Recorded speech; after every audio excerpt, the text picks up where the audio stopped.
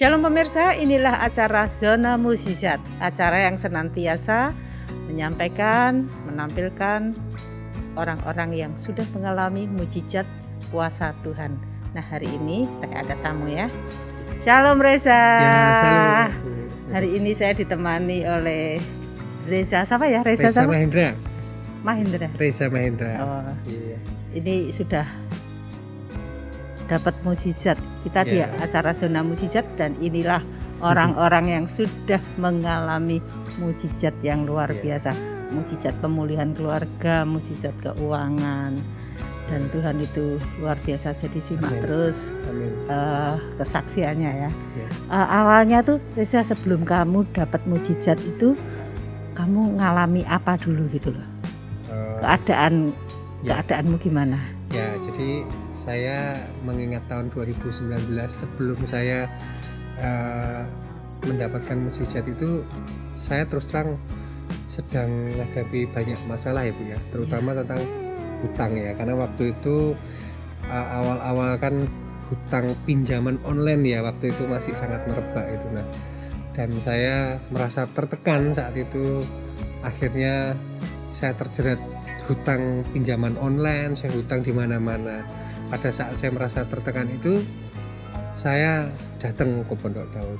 Saya minta tolong sama Tuhan. Tuhan, saya punya banyak hutang, dan ternyata nggak hanya itu aja. Saya sering konflik dengan istri saya, banyak masalah ini dan itu. Hampir setiap hari kita ribut. Lalu di tengah-tengah Pondok Daud itu, Tuhan seperti berbicara dalam hati saya, ikuti UC. Tahun 2019 itu saya didorong Tuhan untuk kamu ikut UC.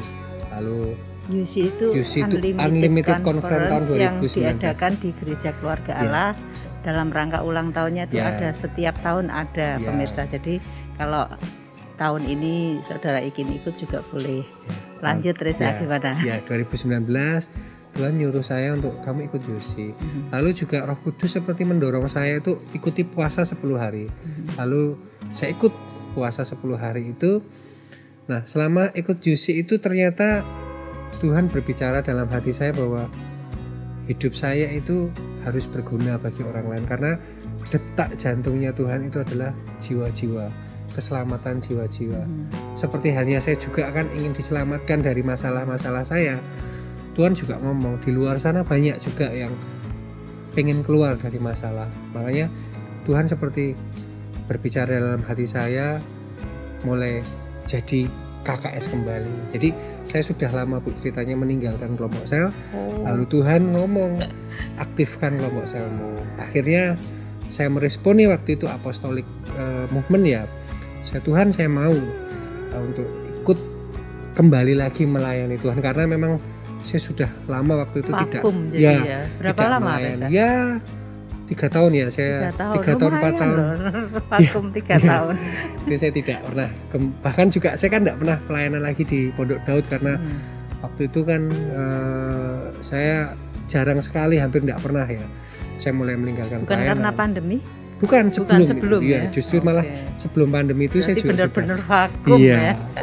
Tuhan seperti ngomong, kita harus berdampak bagi orang lain. Nah, suatu ketika saya ngomong sama Tuhan, pakailah saya Tuhan, saya ingin kembali, saya ingin melayani Tuhan, karena melayani Tuhan adalah sebuah kesempatan yang bagi setiap orang itu seperti Tuhan menghormati orang-orang yang mau melayani Tuhan. Singkat cerita, melalui UC tersebut saya dipulihkan, saya mulai datang sama Tuhan, saya mau bikin perjanjian sama Tuhan, saya ingin melayani Tuhan.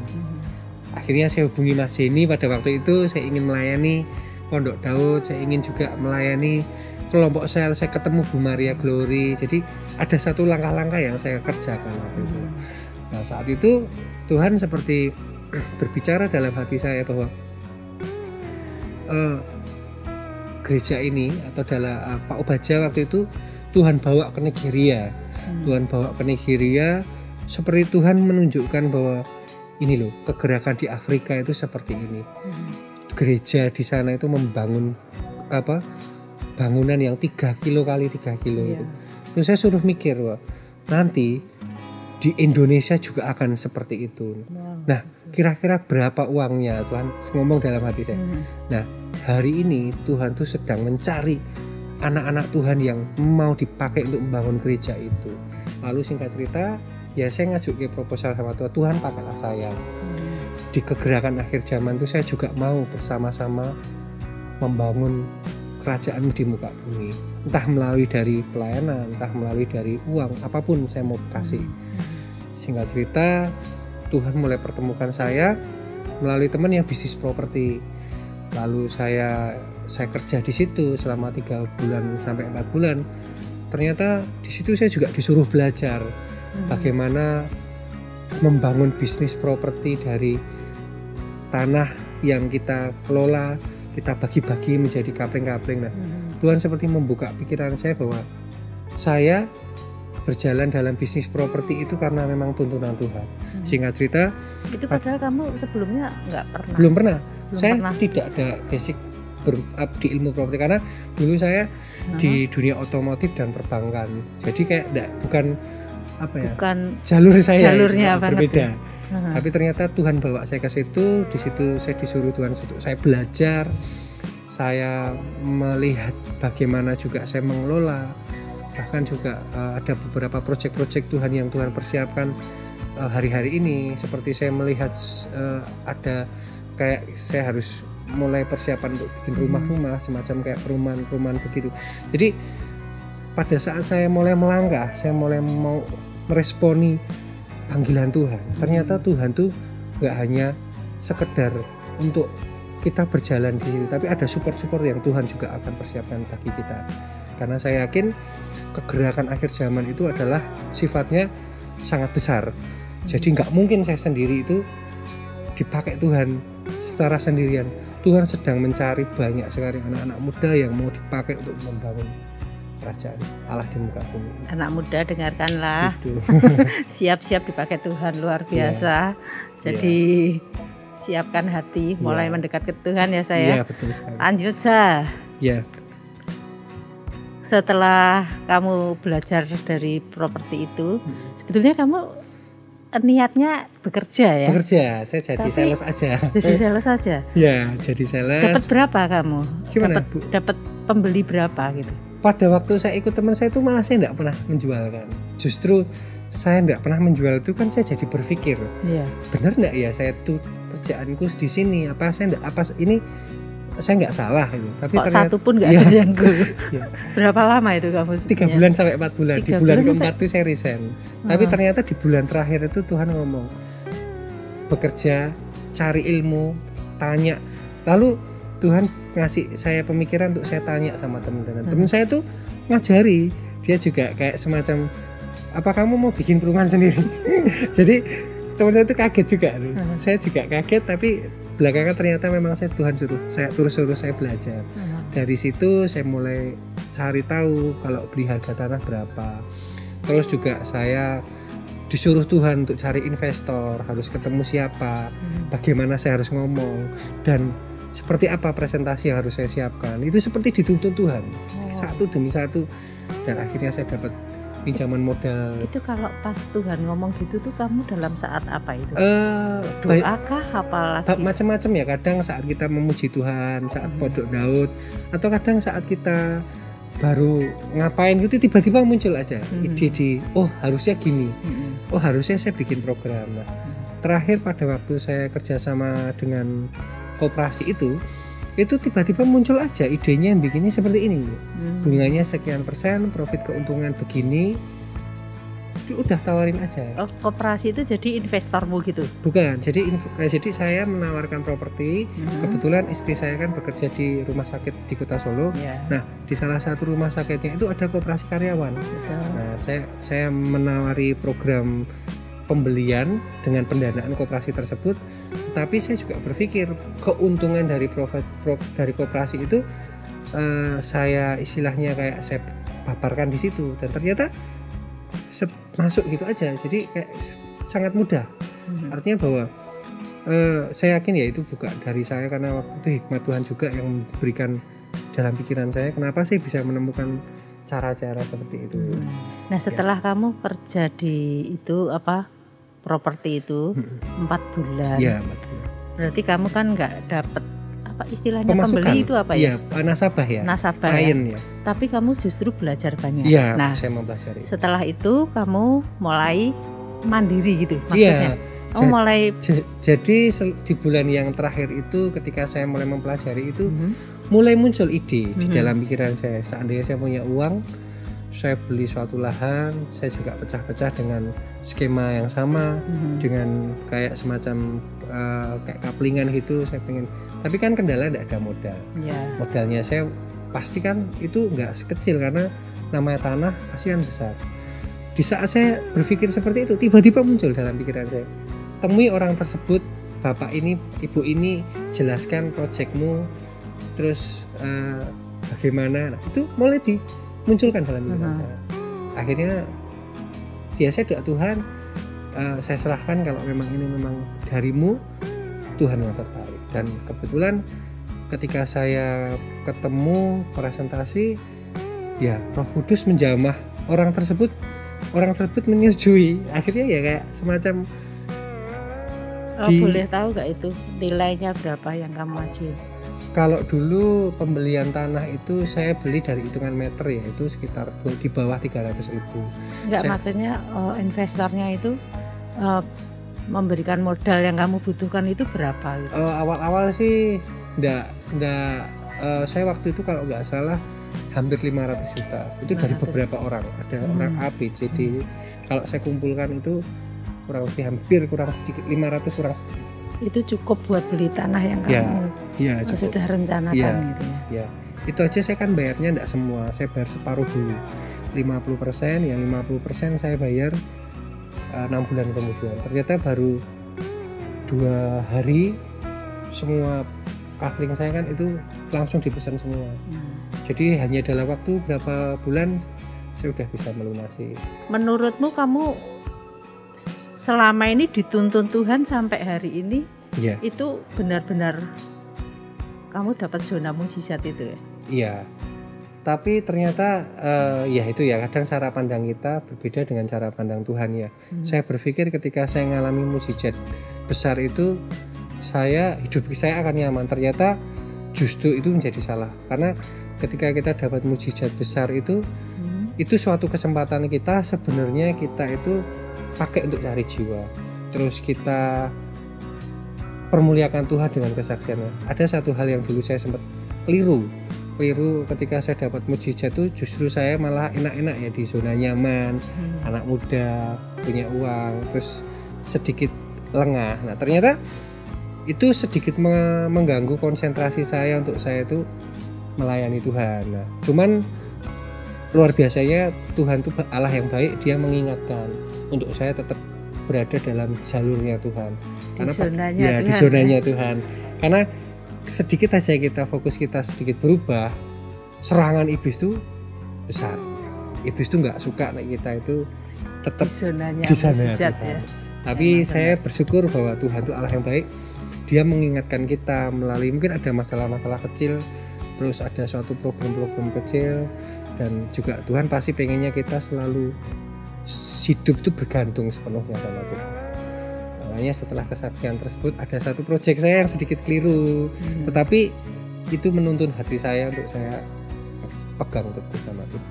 Nah terus kalau tadi kamu bilang sering cekcok sama istrimu, sekarang gimana? Ya sekarang puji Tuhan enggak pernah, karena saya membiasakan sekarang hampir setiap malam saya mesbah doa dengan istri dan anak saya, walaupun tidak setiap hari ya, karena istri saya kan masih bekerja di shift malam, kadang shift yang, tapi paling tidak dalam 1 minggu 3 hari sekali atau 2 hari sekali itu saya mesbah pujian setiap malam. Dan puji Tuhannya saya melihat kedewasaan rohani kami berdua semakin bertumbuh melalui mesbah doa yang kami bangun di keluarga kami. Luar biasa. Iya. Ada hal lain, Reza? Gini loh, kalau kamu diproses Tuhan sampai segitunya ya, dari awal cekcok terus sama istri, betul. Kemudian sampai banyak hutang. Nah sekarang dengan istri sudah tidak cekcok lagi, sudah bisa saling saling apa ya, mendukung, saling mendukung ya, saling mendoakan. Saling mendukung, bahkan saling mendoakan. Ada mesbah keluarga juga. Ini sesuatu yang perubahan yang luar biasa. Jadi Tuhan itu kalau membawa anak-anaknya dari gelap ke terang itu begitu ya. Dididik hari demi hari, bukan langsung abrakadabra ada gitu ya. Tetap pakai proses. Yang penting siapkan hati gitu ya. Ya, yang jelas bagi saya sehari ini bahwa yang paling penting adalah yaitu kita harus ngerti detak jantung Tuhan, terlebih tentang keselamatan jiwa-jiwa ya. Karena pada akhirnya yang Tuhan tunjukkan ke saya itu adalah seberapa fungsi saya sebagai orang untuk memberitakan keselamatan. Karena hari-hari ini begitu saya mulai responi kembali sama Tuhan, Tuhan tuh kirimkan di komsel saya itu banjir jiwa-jiwa. Saya bisa ketemu orang A, saya ketemu orang B, ketemu orang C. Bahkan hampir Tuhan tuntun saya mendoakan orang-orang sakit. Ada satu pengalaman kemarin yang saya sempat alami. Saya dituntun Tuhan untuk ketemu seorang ibu-ibu yang beliau tuh sudah hampir 8 bulan sudah tidak bisa apa-apa, udah jatuh di situ, makan di situ, semua di situ, mohon maaf, berak di situ, pokoknya udah. Tapi Tuhan bawa saya ke sana. Artinya itu apa? Ada yang mengurus itu. Ya ada, tapi keluarganya juga sudah, karena kondisinya sudah seperti itu. Ternyata seperti saya dimulai dituntun Tuhan untuk melihat jiwa-jiwa. Saya ke sana, saya dengan istri saya waktu itu saya mendoakan dan ada mujizat. Ternyata begitu saya mendoakan terjadi kesembuhan dan puji Tuhan sekarang sudah sembuh, sekarang bisa jalan, sekarang bisa kemana-mana. Artinya ketika kita menyadari bahwa hidup kita adalah untuk memberitakan kebenaran, memberitakan Injil, menyelamatkan jiwa, itu hasil akhirnya adalah kita dipakai Tuhan untuk keselamatan. Karena itulah detak jantung Tuhan, bahwa kita itu yang paling penting itu. Kalau mujizat keuangan, mujizat ini dan itu hanya sifatnya adalah support dari Tuhan. Tapi bagaimana fungsi kita menjadi seorang untuk menyelamatkan jiwa? Karena di komsel saya pun juga saat ini mulai kebanjiran jiwa-jiwa, mulai banyak. Nggak tahu dari Tuhan. Berapa? Dari berapa? Saya Sekarang berapa? Dari waktu Yusi melayan itu hanya 4 orang. Sekarang bisa hampir, kalau datang semua 20 orang. 20 orang. Ya, makanya saya mulai berpikir, Tuhan, saya pengen juga ada punya anak komsel baru atau yang saya lantik dalam bawah saya. Karena saya pengennya ya ini pelayanan saya hanya itu. Jadi anak KKS ya harus dilatih seperti itu. Kalau saya pernah dulu itu yang soal perpuluhan itu gimana, Reza? Oh iya, kalau perpuluhan itu ya dulu kayaknya saya sempat juga ya itu ya, karena kita yang meninggalkan Tuhan waktu itu kan saya juga meninggalkan pelayanan karena sibuk bekerja. Mau nggak mau kita juga akan meninggalkan liturgi kan. Liturgi itu kayak peraturan, mulai tidak setia dengan perpuluhan, ibadah aja juga kan kadang-kadang jadi liturgi jadi sebuah liturgi itu adalah sebuah yang kita lakukan seolah-olah itu hanya menjadi sebuah rutinitas. Tapi begitu kita meresponi Tuhan, kita mulai masuk dalam rencana Tuhan, hal yang kita tinggalkan itu Tuhan mulai bawa balik. Yang harusnya kebiasaan-kebiasaan yang dulu kita lakukan terus kita tinggalkan, setelah kita berbalik sama Tuhan, itu semua akan dikembalikan juga ke posisinya. Mulai hari itu juga saya setia juga perpuluhan, walaupun perpuluhannya tidak langsung yang spektakuler, tapi paling tidak saya konsisten. Terus kedua juga taat gitu ya, berdoa. Yang dulu mungkin bagi saya doa itu menjadi rutinitas, sekarang menjadi suatu kebutuhan. Seperti itu. Oke, itulah pemirsa keajaiban-keajaiban yang dialami Reza setelah dia ditarik ke zonanya Tuhan dalam kebenarannya, dalam kasihnya, dalam tuntunannya ya. Oke Reza, terima kasih kalau sudah mau datang, dan mungkin ada sesuatu yang kamu sampaikan pada teman-teman yang sebaya gitu, sesama anak muda gitu ya, yang saat-saat ini memang di akhir zaman ini, apa Reza? Mulai responi panggilan Tuhan. Kedua, hidup kita bukan milik kita, tetapi milik Tuhan sepenuhnya.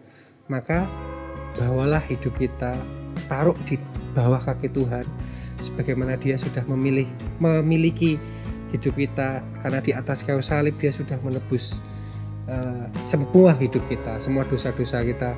Mari persembahkan hidup kita untuk Tuhan, berikan yang terbaik, karena kalau Tuhan itu Allah yang sudah turun ke bumi untuk menyelamatkan kita, kita juga harus bawa saudara-saudara kita, teman-teman kita, bahkan orang-orang yang kita kasihi, yang selama ini ada dalam lingkungan kita, bawa mereka sama Tuhan.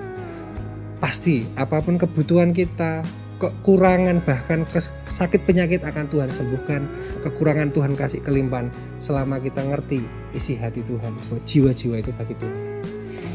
Amin. Itulah pesan Reza, jangan dilupakan ya, terutama untuk yang anak-anak muda yang excited, cari jiwa.